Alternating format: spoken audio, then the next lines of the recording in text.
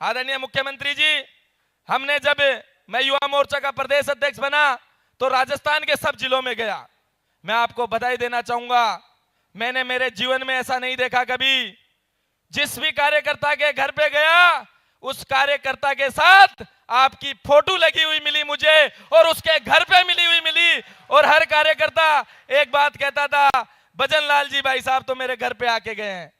चाहे हम बाड़मेर में गए हों, चाहे धौलपुर में गए हों, चाहे हम झालावाड़ की तरफ गए हों, चाहे हम सीकर में गए हों, हर जगह आपका कार्यकर्ताओं के प्रति जो स्नेह था, जो प्रेम था, वो देखकर हमें लगता है कि राजस्थान के सब कार्यकर्ताओं से आज भी आपका सतत संपर्क है। आदरणीय मुख्यमंत्री जी, मैं अंत में एक बात कहना चाहूंगा। मैं किसान परिवार से आता हूं और यहां बैठे हुए युवा लगभग 90% किसान परिवार से हैं। आपके साथ में, क्योंकि सच्चे किसान के पुत्र आप हैं, आपने खेती करी है, आपके परिवार ने खेती करी है और हम भी किसान परिवार से हैं। कुछ लोग फड़फड़ाते होंगे, कुछ लोग हड़खड़ाते होंगे, क्योंकि उनके पेपर लीक के दोस्त उनको जेल भेजने का काम आपने किया है, उनका राशन पानी बंद करने का काम किया है। पहले जो सरकारों में सेटिंग करके वो काम करते थे उसको बंद करने का काम आपने किया है। मैं ये कह रहा हूं, इन फड़फड़ाने वालों से कुछ नहीं होने वाला। आदरणीय मुख्यमंत्री जी, आप विकास की गति को आगे बढ़ाइए। राजस्थान का युवा आपके साथ खड़ा है, आपके हर कदम के पीछे चलने के लिए खड़ा है और राजस्थान के सभी किसान के बेटे आपके साथ खड़े हैं और मजबूती के साथ खड़े हैं। मैं आपको धन्यवाद दूंगा कि आपने युवाओं को लेकर इतनी अच्छी योजनाएं चलाई और आज हम सब युवा मोर्चा के कार्यकर्ताओं को, छात्र संघ के पदाधिकारियों को यहां बुला के एक छोटे से समय मांगने पे आपने सम्मान दिया, इसके लिए आपका बहुत बहुत धन्यवाद। जय हिंद, जय भारत, राम राम साहब।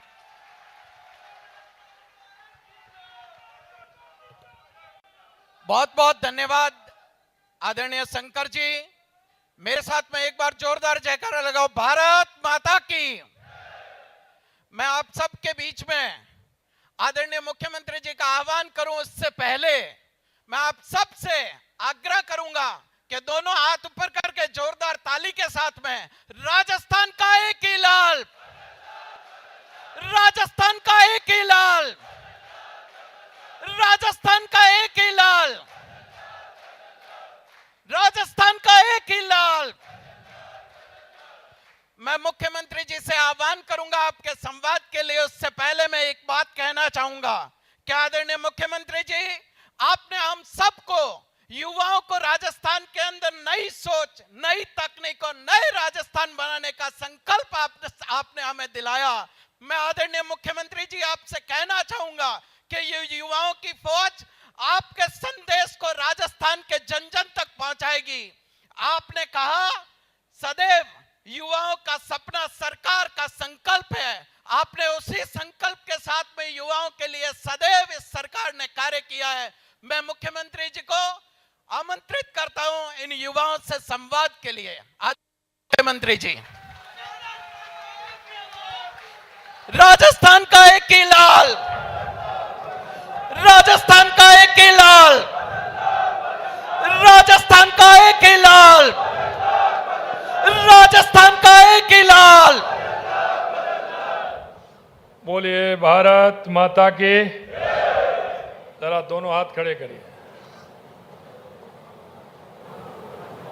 हनुमान जी की मुष्टिका बनाइए, हनुमान जी की मुष्टिका बनाइए। दोनों हाथ खड़े करिए, हनुमान जी की मुष्टिका बनाइए। जोर से बोलिए भारत माता की, भारत माता की, भारत माता की। युवा शक्ति की, आप सभी की।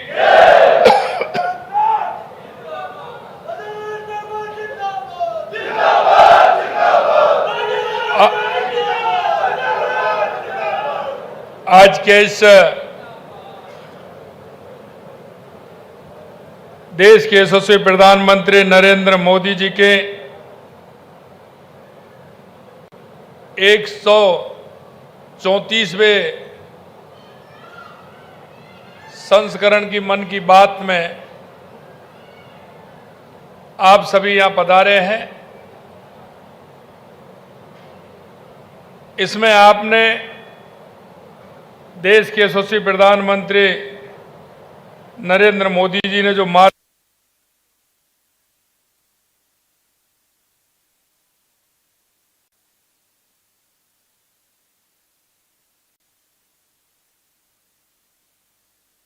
देश के युवाओं को एक संदेश देने का काम किया है। आज इस मन की बात में हमारे बीच में पार्टी के वरिष्ठ नेता, पूर्व प्रदेश अध्यक्ष और वित्त आयोग के अध्यक्ष माननीय अरुण चतुर्वेदी जी, कैबिनेट में मेरे साथी, युवा और खेल विभाग के राज्य मंत्री भाई के बिश्नोई जी, प्रदेश के महामंत्री भाई मिथिलेश गौतम जी और हमारे युवा मोर्चा के प्रदेश के अध्यक्ष भाई शंकर गौड़ा जी।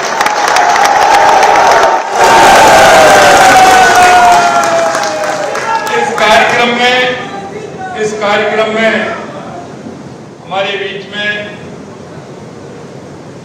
मध्य प्रदेश झारखंड विधानसभा की हमारी लोकप्रिय विधायक और वो हमारे यहीं के रहने वाले हैं ऐसी प्रियंका मीणा जी, एक बार कुर्सी लगाइए। प्रियंका मीणा जी को आगे नीचे मंच पर। प्रियंका मीणा जी आप ऊपर आ जाइए। और इस कार्यक्रम में आए जिले जिले से मेरे सभी युवा साथी, क्योंकि आज मन की बात का कार्यक्रम मेरे निवास पर था। आप सभी लोग पधारे हैं। सबसे पहले तो मैं सभी युवाओं का मेरे निवास पर आने पर हार्दिक स्वागत करता हूं।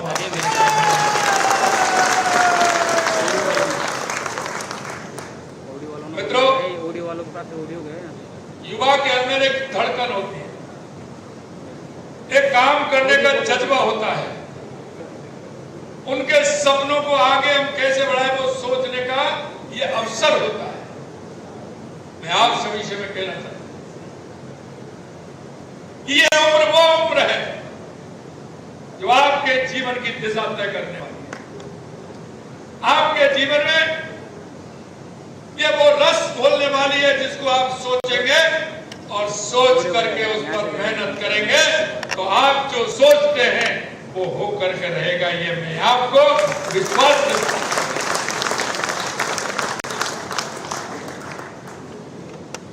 मेरे युवा भाई और बहनों,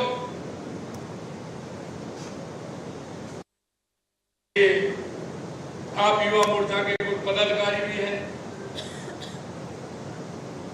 उसकी बनने की इच्छा भी है।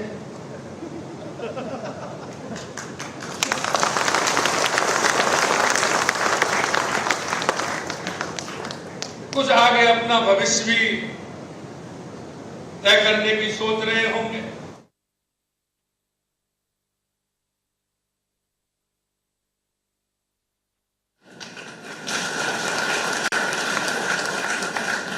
और वो मैं इसलिए बताना चाहता हूं कि आज जब मैं युवा को देखता हूं तो युवा के मन में एक कई जिज्ञासा पैदा हो जाती है, स्वाभाविक भी है। परिवार का दबाव, घर की जिम्मेदारी, माता पिता की चिंता,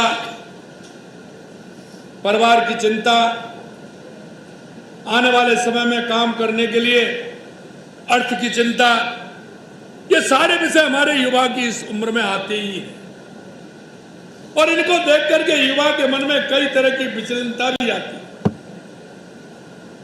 मेरे मित्रों, मैं आपसे एक ही बात कहना चाहता हूं, क्योंकि आपको सुनना भी पड़ेगा और सुनना इसलिए पड़ेगा जब आप घर से निकलते हैं तो कई लोग आपके बारे में किस तरह के विचार रखते हैं, किस तरह की बात कहते हैं। आपको ये भी सुनना पड़ेगा कि उनका बेटा तो ये है, ऐसा है, वहां जाता है, वहां करता है, पता नहीं दिन भर कहां रहता है। आपको ये भी बात सुनने को मिलेगी कि पड़ोस के लोग आपके बारे में क्या कहेंगे, आपके लोगों को पहले जिनको कुछ ना कुछ महत्व मिल गया है, वो किसी ना किसी डगर पर आगे निकलने की उनकी कोशिश रही है, वो निकले हैं। वो भी आपके बारे में बात करेंगे, मैं तो ऐसा हो गया, वो तो ऐसा रह गया। कुछ के मन में एक प्रतिस्पर्धा भी लगी होगी। मित्रों, ये आप निश्चित मान लीजिए, आप उस जिज्ञासा के अंदर तो हैं, लेकिन आपके पीछे जो युवा आने वाला है वो आपको देख भी रहे हैं, वो आपका अनुसरण भी करना चाहते हैं। मैं आपसे एक ही बात कहूंगा, मन में दृढ़ इच्छा शक्ति हो, काम करने का भाव हो, जनता के प्रति संवेदनाएं हो, आपको कोई नहीं रोक सकता। मैं ये दावे के साथ,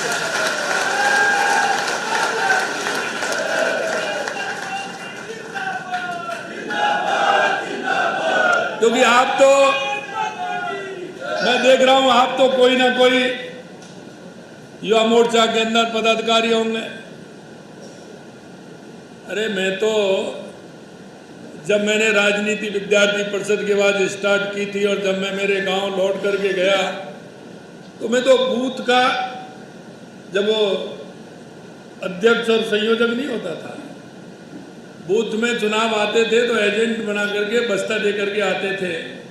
तो मैंने तो मेरी राजनीति का वहाँ से स्टार्ट हुआ हूँ कि जाते थे, क्योंकि परिवार से जुड़ने के कारण, विद्यार्थी परिषद के कारण, क्योंकि हमारे यहाँ जब तक समझौते में सीट जाती थी अधिकतर, क्योंकि मैं 89 में तक मैं विद्यार्थी परिषद में रहा।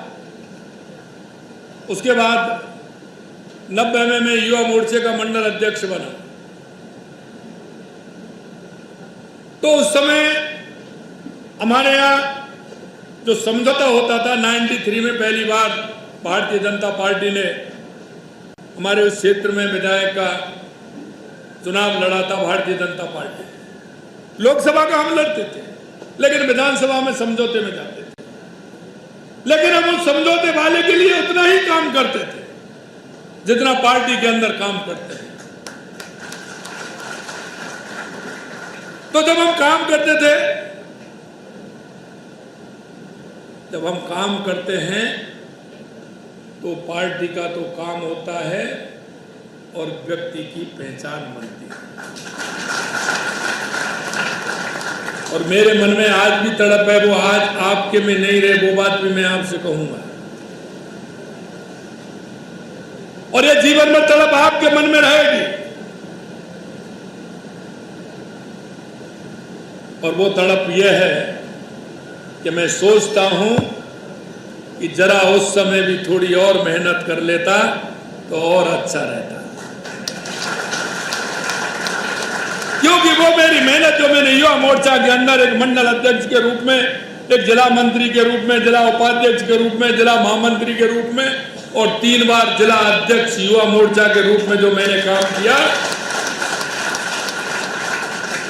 उस समय की शक्ति, उस समय की ताकत, उस समय का मिलन, उस तरह के लोगों के परिचय, उस तरह गांव-गांव जाने का मौका जो मेरे को मिला था, वो आज भी मैं उससे कह सकता हूं कि जब उस गांव में कोई बात आती है तो मैं वहां कहीं ना कहीं 3-4 लोग नाम याद आते हैं, तुरंत उनको फोन लगा करके पूछ लेता हूं कि भाई क्या है तुम्हारे यहाँ, क्या परेशानी है, क्या दिक्कत है। या मन के अंदर तड़पन होनी चाहिए कि मैं आज कितने लोगों से मिला, मैं आज कितने लोगों के दुख में सुख में शामिल हुआ। क्योंकि यह उम्र ऐसी होती है तो लोगों का आशीर्वाद भी मिलता है। अगर आप किसी की दुख में और सुख में शामिल होने के लिए चले गए, आपको वो नहीं जानते, लेकिन आपने परिचय बताया कि मैं उस गांव का हूं, मैं उस कॉलोनी का हूं, अब मैंने ऐसा सुना था, मैं आपके बीच में आया हूं और मेरे को ये अच्छा लगा, तो वो लोग 4 जगह आपकी प्रशंसा करेंगे, 4 जगह बताएंगे कि वो व्यक्ति मेरे पास आया था। जब हमने राजनीतिक स्थिति चुनी है तो हमें उसी हिसाब से काम करना होगा। और कहते हैं ना, भगवान कृष्ण ने कहा है, मैं तो ब्रश से आता, जो कर्म करता है ना वो करतार को भी हरा देता है। करतार भी उसके साथ हो जाता है। भगवान कृष्ण ने यह भी कहा है कि कर्म कर और मेरे ऊपर छोड़ दे, तू चिंता मत कर, है कि नहीं? अब इसमें विश्वास आपको आपके काम से, आपके व्यवहार से, आपकी मेहनत से वो विश्वास आपके अंदर अपने आप पैदा होता जाएगा। मेरे भाइयों, इसलिए मैं कहना चाहता हूं कि हम सबको मेहनत करनी है। और मुझे ये भी दिख रहा है कि आदमी जब बढ़ता है, पहले छोटी सिद्धि, फिर दूसरी सिद्धि, फिर तीसरी सिद्धि। आप एकदम पूरी सिद्धि मिलना तो बहुत बड़ी दिक्कत होती है, लेकिन जब हम सिद्धि सिद्धि चलते हैं तो बाद में सिद्धि छलांगने का भी मौका मिल जाता है।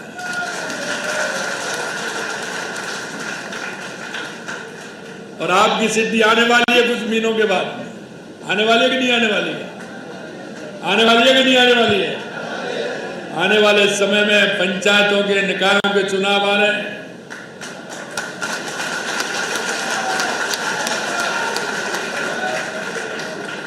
लेकिन उसमें आपके काम की भी पहचान होगी, सिर्फ शकल की पहचान नहीं होगी भैया। हम समझ रहे हो ना? उसमें आपके काम की भी पहचान होगी।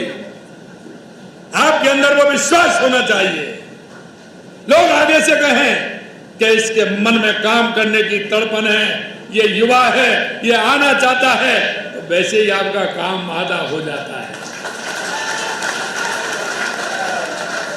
मैं सिर्फ आपको एक ही विश्वास दिला सकता हूं मेरे भाई और बहनों, जिस दिन से हमारी सरकार आई है, 15 दिसंबर 2023 को हमने शपथ ली थी, उसी दिन से जो युवाओं की तड़पन है उसके लिए हमने काम किया है। हम चाहते हैं, क्योंकि हम राष्ट्र प्रथम वाले लोग हैं, कि पहले राष्ट्र, उसके बाद पार्टी और अपना व्यक्तिगत तीसरे नंबर पर आता है। और जब हम ये सोचते हैं तो हमें कई बातों पर विचार करना पड़ेगा, हमें सोचना पड़ेगा। मेरे युवा साथियों, मैं आपसे कहना चाहता हूं, हम नहीं सोचेंगे तो कौन सोचेगा? युवा का पहला है, आपने देखा आजादी की लड़ाई में, चाहे भगत सिंह हो, चंद्रशेखर आजाद हो, उन्होंने कितनी उम्र में राष्ट्र के प्रति समर्पित होकर के इस देश को स्वतंत्रता दिलाने का काम किया था। हमें युवाओं को भी पढ़ना चाहिए, हमें राम प्रसाद बिस्मिल को पढ़ना चाहिए, चंद्रशेखर आजाद को पढ़ना चाहिए, भगत सिंह जी को पढ़ना चाहिए। ऐसे हमारे जिन्होंने आजादी की लड़ाई के लिए जितना काम किया, उनको भी हमें कभी कभी पढ़ना चाहिए। एक आपका अध्ययन आवश्यक है। अध्ययन से हमें एक मार्ग प्रशस्त होता है, अध्ययन से हमें बोलने के लिए मटेरियल भी मिलता है, अध्ययन से हमें अनुभूति भी होती है। क्योंकि व्यक्ति को अनुभूति 3 प्रकार से होती है। वो 3 प्रकार से जो अनुभूति होती है वो हमें भी ध्यान रखना है। अनुभूति होती है, एक देखने से, किसी को देखते हैं, एक सुनने से, कि हम किसी के द्वारा कुछ सुनते हैं, और एक होती है पढ़ने से। अगर हम किसी के बारे में पढ़ते हैं तो हमें उसके बारे में अनुभूति होती है, देखते हैं तो होती है, और सुनते हैं तो होती है। हमें सुनना भी है, हमें पढ़ना भी है, हमें देखना भी है, और हमने देखना क्या है ये आपको तय करना है। हमें देखना वो नहीं है जो जिन लोगों ने 70 साल से दिखा रहे हैं, हमें वो देखना है जो हमारे राष्ट्र के हित में है, हमारे समाज के हित में, हमारे युवाओं के हित में, वो हमें देखना है।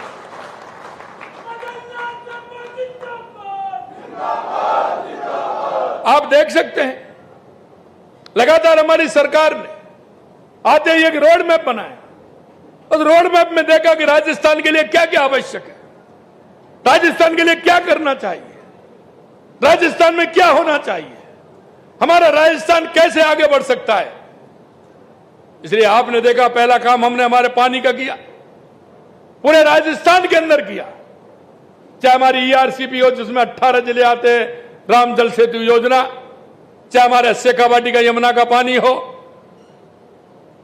यमुना का पानी आप देख रहे हो, हमारा एमओयू हो गया, हमारी उसकी डीपीआर भी बन गई। आने वाले समय में उसका उद्घाटन भी होगा, पाइपलाइन से पानी भी आएगा। ईआरसीपी के अंदर 26,000 करोड़ रुपए के काम स्टार्ट हो गए। 90,000 करोड़ रुपए की देश की सबसे बड़ी योजना अगर कोई बनी है तो हमारी राम जल सेतु योजना हमारी बनी है। नर्मदा का अगर हम बात करें तो बाड़मेर जैसलमेर के अंदर, बाड़मेर और जालौर के अंदर उसके रिजर्वायर बनाए जा रहे हैं जिससे हमारे उन जिलों को पानी मिले। अगर हम हनुमानगढ़, बीकानेर, गंगानगर, जोधपुर, जैसलमेर, बाड़मेर, नागौर की अगर हम बात करें तो आपने देखा होगा हमारी इंदिरा गांधी नहर और गंग नहर का काम 100 साल के अंदर पहली बार हमने पैसा दिया है और उसको ठीक करा करके ज्यादा से ज्यादा पानी हमारे जिलों को कैसे मिले इसकी हमने व्यवस्था की है। देवास स्कीम के माध्यम से उदयपुर, भीलवाड़ा, राजसमंद के लिए पानी कैसा आए, चित्तौड़ के लिए कैसे आए, उसके लिए 10,000 करोड़ रुपए के काम हमारे प्रारंभ हो गए जिससे कि उसका पानी हमें मिल सके। ब्राह्मणी नदी से हमारा बीसलपुर में पानी आएगा तो हमारे अजमेर को, हमारे ब्यावर को, हमारे नागौर को पानी कैसे मिले इसके लिए हमने व्यवस्था की है। माई डैम के माध्यम से डूंगरपुर, बांसवाड़ा को पानी कैसे मिले, उसकी तंत्र कैसे विकसित हो, उसके लिए हमने काम किया है। हम राजस्थान, पूरे राजस्थान के अंदर पानी के लिए काम कर रहे हैं और जब हम पानी के लिए काम कर रहे हैं तो ईश्वर भी हमारा साथ दे रहा है कि नहीं दे रहा है। लगातार 2 साल से हमारे पूरे बांध भर रहे हैं। दूसरा काम हमारा बिजली का, मैं आपसे भी पूछना चाहता हूं। हमने कहा कि 2027 तक किसान को दिन में बिजली देंगे, पूरी बिजली देंगे, और ये 2026 चल रहा है। 26 जिलों में दिन में बिजली देने का काम हम कर रहे हैं। हमने कहा 2027 में किसान को भी पूरी, उद्योग को भी पूरी, उपभोक्ता को भी पूरी बिजली मिलेगी। और आप कहीं कोई आंधी आ जाती है, कोई दिक्कत, लोकल दिक्कत हो जाएगी, वो तो कह नहीं सकता, लेकिन सभी जिलों में पूरी तरह से बिजली मिल रही है, ये आप सभी ने देखा भी होगा। हम वो नहीं है जो सिर्फ वायदे करें। कांग्रेस ने दशकों तक कभी यमुना का पानी लाने की बात करते थे, कभी ईआरसीबी की बात करते थे, कभी नर्मदा की बात करते, कभी उसकी बात करते थे। नर्मदा में तो उनका कोई नहीं है। 2003 में माननीय हमारे प्रधानमंत्री जब मुख्यमंत्री थे, राजस्थान से किसी ने डिमांड नहीं की थी, उन्होंने आगे चल करके नर्मदा का पानी हमारे राजस्थान को दिया था। मैं उनको बहुत बहुत धन्यवाद और साधुवाद देना चाहता हूं। मित्रों, ऐसा नहीं है, हम उसके लिए भी काम कर रहे हैं। तीसरा हमारे युवाओं का सवाल था। युवाओं को आपने देखा, हमने 9 लाख करोड़ रुपए के एमओयू किए, 35 लाख करोड़ के और 9 लाख करोड़ के जमीन पर उतर गए। छोटे छोटे उद्योगों के लिए हमने युवाओं को युवा नीति बनाई है। हमने वायदा किया था 4 लाख सरकारी नौकरी देंगे, 6 लाख प्राइवेट में जॉब देंगे, और आपने देखा है कि लगातार हम 1,25,000 नियुक्ति पत्र हमारी सरकार ने दिए। 1,25,000, 1,35,000